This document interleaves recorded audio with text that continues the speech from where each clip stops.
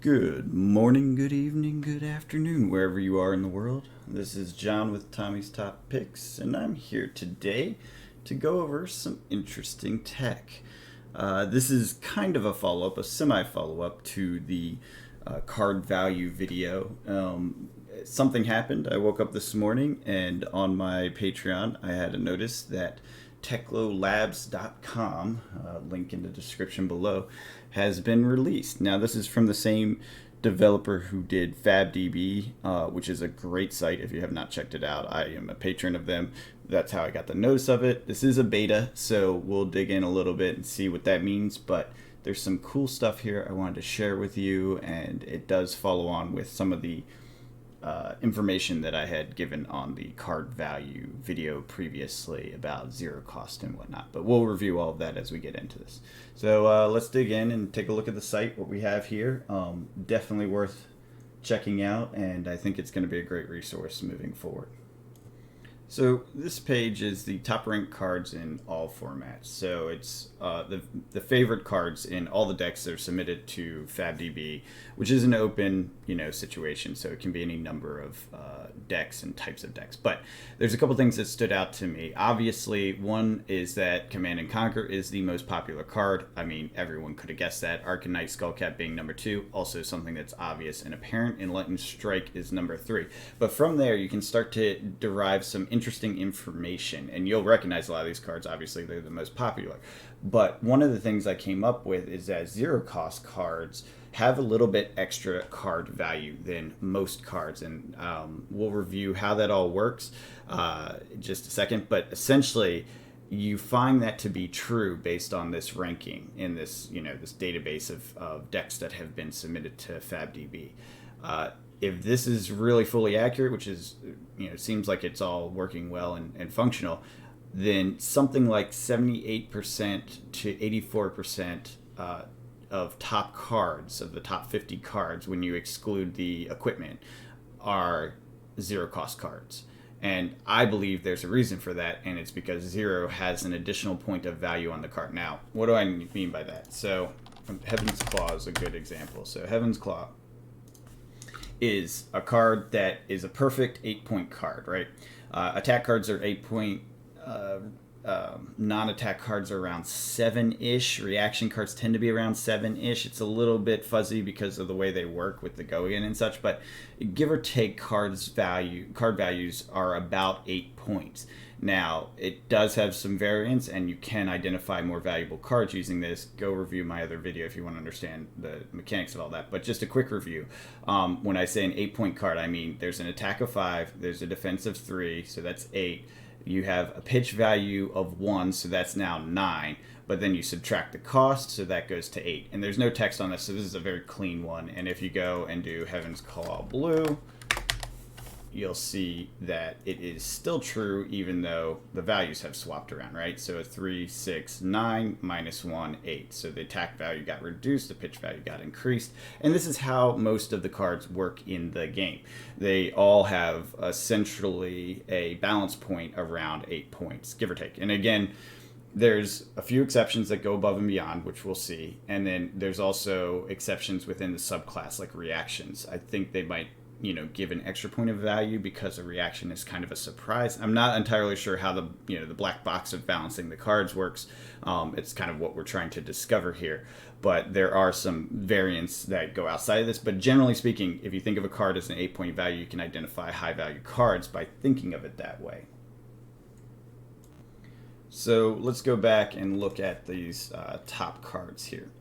So if 78 to 84% of the top 50 cards, excluding equipment, are zero cost cards, then what has the crowd realized, or the general masses of players realized, that the mechanics haven't taken note of? And I think the thing is that 0 is actually an additional point. So what do I mean by that? Let's look at Snatch as a good example, right? So this card has a 4 attack, a 2 defense, so we're at 6, a 7 with a 1 point, right? And then an 8 with card draw. Card draw is considered a +1. And if you look at other card draw cards, you'll see that it always counts as like a +1 point, right? So that equals 8 minus 0, right? You think that would be balanced, except it's not. And there's a reason all these cards at the top are 0 cost, or most of them are. And the ones that aren't, we'll go over and look at why they aren't. But essentially, 0 has 1 additional point of value. Why? Because what 0 says is you don't have to pitch a card to use this card. And what that means is that you'll have another card in hand. What's another mechanic that gives you another card in hand? Draw a card. Draw a card is a +1 point. So any 0 cost card is essentially like having a draw a card. Now, in my last video, there's a very wise comment on it saying, hey, that's not fully true, because if you pitch for one thing and then do a second thing, sometimes you don't have to pitch a card. So they're kind of like a 0 cost card too, because it's the second card, you're not pitching another card. Fair, right? You pitch a blue and then you play 2 1 cost cards. Then yeah, you're only pitching for the one. The other one basically gets a free pitch or a non-pitch play. But the reality is, there's still the minimal requirement of a pitch. There will be a pitch. Whether it's this card or the previous card, it doesn't matter. You're still losing a card out of hand. So maybe it's half a point, right, of value instead of a full point, right? Something like that, because you think about it where you pitch 1 card and then are able to play 2 or 3 cards off of that 1 card. You know, they're each a third of a card of pitch requirement. But the requirement to pitch is still the limiting factor, because card draw, we know having an extra card in hand is valuable. And we know that having card advantage in card games typically is very, very valuable. It's one of the most valuable things in games like Magic and otherwise. But coming back to this, we know, at least in their point system, that draw a card is a +1 point. So my theory or suggestion is that all these 0 cost cards should have 1 value reduced. And I'm not sure if there's an easy solution to this or a way to balance it out more, but it's very clear that the game has focused on 0 cost cards based on this additional value, whether it was intentionally known or not, because essentially what it does is it gives you a +1 value to every play you go through by not requiring an additional card. And when you look at that and you think about that, it makes you wonder if there's a way you could balance it slightly differently. I started to think about it. I was wondering if maybe you make all these defense values -1, and then the 8-point value balance would come back, right? Because the 0 essentially is a +1. It wouldn't work that way either, I doubt. I think you'd still have issues, because if you think about it, Briar, as an example, Cheerio Briar runs all 0s, swings away, and almost never defends. And so having a 1 instead of a 2 in defense, I'm not sure that would have an impact on that meta at all, right? I'm not sure it would. And, you know, I'm not sure needs to be a solution in, you know, banning all 0 costs or anything crazy like that. I don't even think this needs to be rebalanced this way. I just think what needs to happen, or what will happen, and we're already starting to see it, is cards that will come back and balance against it, such as your Frostbite tokens, which add +1 to the next action. I think Valda is a good example. Every time you draw a card, you're giving an advantage to your opponent. So I think Valda will mix it up. I think there are ways to balance it by adding new cards instead of banning cards. Now, on to the previous spicy take that I threw out there when we were doing the market update. I think Command and Conquer is set to be banned. I think they were actually going to ban it, but they didn't want to break up the meta because there's still some nationals going on, so they delayed it until after the nationals are done. I know some people will be upset by this, especially those that speculated and enjoy the value of it. It might be worth, noting that the prices did drop right before this, kind of suspiciously, about 25% right before the supposed ban was coming. So maybe the word got out that it was going to be banned. They have since rebound. We're up at 90 as of, I guess, Friday or so, a couple days ago. So for now, it's still in. I think it's set to be banned. And when you look at these stats and see that it's the number 1 most used card, it is definitely set. It has a target on its back. It's powerful. It's in every deck. It is too universal, and it doesn't warp the format though. So that's one reason I think it's a little surprising. But when you go through this mechanic of an 8-point value for a card, what you see is 6 attack, 3 defense. That's 9. And 1 more, that's 10. -2 is 8. That should be balanced, except for This defense reactions can't be played in this chain link, so that is an additional +1 in my mind. And if it's played and it hits a hero, destroy all cards in their arsenal, an additional +1. Now, maybe you say these are kind of situational and not 100%, so maybe they're 0.5 and 0.5. Either way, it's still overpowered, and obviously it's used in every deck. So there's a clear consensus within the meta and within the competitive scene that this card should be in every deck because it is more powerful than other options that can be in your deck, which is typically a sign that something should be banned, right? If it ends up being in the thing in every deck, then it's probably not balanced properly and should probably be removed. I'm not a big fan of bans, so I don't think it's necessary. Maybe do something that can counter it. Maybe there's not an easy way to counter it, and that's why they're thinking about banning it. If they are, again, this is speculation, but it's something to think about and a way to identify potential future bans using this tool, Teklolabs, to see what ends up becoming the target. It won't automatically be the top used card is going to get banned. Obviously, Arcanite Skullcap, they just reprint it. I don't think they're banning it anytime soon. I do think it's very powerful. I haven't come up with a formula for equipment, so I can't speak to any point balance on that. But point being that just because it's a #1 card doesn't mean it's set to be banned. I don't think E-Strike is all that out of balance, aside from the 0 point thing being the out of balance factor. So no more out of balance than any other 0 point, put it that way. So I don't think that would necessarily be banned either, although it is a powerful card. All these are powerful cards. That's why they're in the top 50. Let's see. Is there anything else here worth taking note of that has value? Art of War is kind of hard to balance, and we talked about specialization. So, and again, Dorinthia, a 0 point player. You'll note that these are all the cards for the Cheerio deck for actually works with Dorinthia and Briar. They use these same cards, and they're both very key and able to take advantage of playing 0-cost generics. So that's why they are high in the meta. When it was just Dorinthia, it was Dorinthia. Now that it's Briar, she's just a little bit better with the token generation, so she seems to be the top meta. And then you see cards that associate, like this Runeblade Arcanix, right, which can be a 0-cost, right? So that's one of the reasons here, but it's also a Runeblade card, which of course goes with Briar, and then you see the Warrior cards that go with Dorinthia.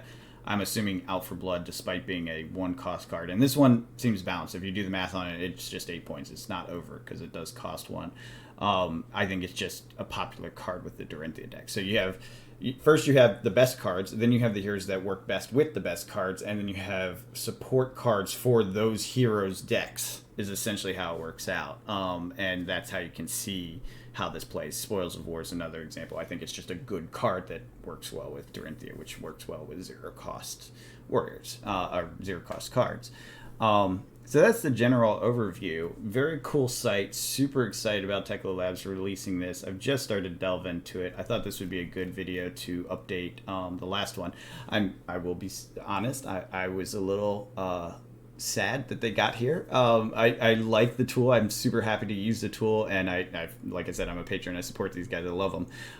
But I was working on my own database and doing some stuff, and then they put this tool out. I'm like, dang it, they beat me to it. I don't think I was going to get as sophisticated as they will, though, because they have all the deck data, right? So they're going to be even better. So happy to use someone else's tool instead of having to do it myself. And frankly, I didn't have the time to get too deep into that with everything else going on in my life.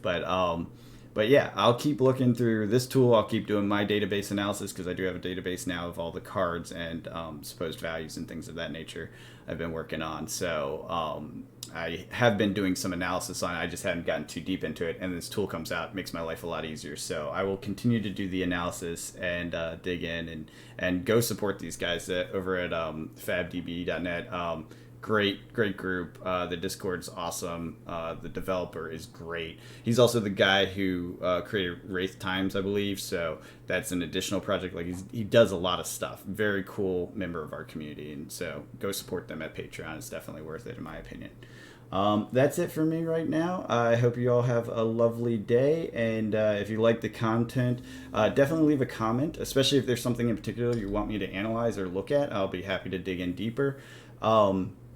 and subscribe or like, share it around. I think the more people have this sort of information, the better it becomes, because you'll have more people working on the puzzle of how to counteract this current dominant meta, which is essentially zero cost. And it's that's why it's strange and hard to see it from like competition wins, because it's who's taking advantage of this dominant underlying component to the meta the best. It's clearly Briar's a heavy favorite, but Dorinthia is another one that does similarly. I think Kano also has a lot of zero cost that uses this to an advantage as well, which Valdo will not counter. So actually, here's a prediction for you. I don't know this for a fact because we don't know what else is coming out, but if Valda ends up countering your essentially your Briars to a degree, because card draw becomes a disadvantage then I think Kano has a good chance of rising in the rankings, because Kano uses similar mechanics but will not be affected by this because it doesn't actually draw cards as often. Kano top decks through the banish zone. It banishes instead of card draw. So the trigger on Valdo will not go off. So just a hot take. Again, Valdo's in Blitz only as far as we know. And, Blitz meta's a little more dynamic. There's a little bit more randomness to it and that sort of thing. So it may not show up the way I'm predicting, but just a thought based on, analyzing how all these pieces fit together. Very cool stuff. I love LSS. They've done a great job. This is a fantastic game. Like I said, I don't think any of this stuff is requiring bans. I certainly don't think you need to reprint these cards with a reduced value. I think it's just part of the evolution of an early stage game, and I think someday we'll look back to these zero cost cards and be like, oh man, you remember so much value back then? Like they do with some of the Power 9 from Magic or whatever, Sink Belows and Plunder runs will probably be like, oh man, you remember how powerful those cards were? And that's just part of the evolution. That's how you learn and grow a game, and I have no problem with it. I love it. I think it's great. They're already reacting to it, which is a very good sign in my opinion. It'd be one thing if this was like stuck and no one realized it, or they weren't designing anything to do anything about it. But we already have a hero. We had the Frostbite tokens in the very next set, so it's considered, right? It's thought about, and they are planning around it and designing around it. So I think we're fine. Looking forward to a healthy game and changing meta, and using this tool to help us navigate how it changes. Anyways, like I said, like and subscribe, leave a comment if you have something you want me to dig into, and hope you have a good one. See ya.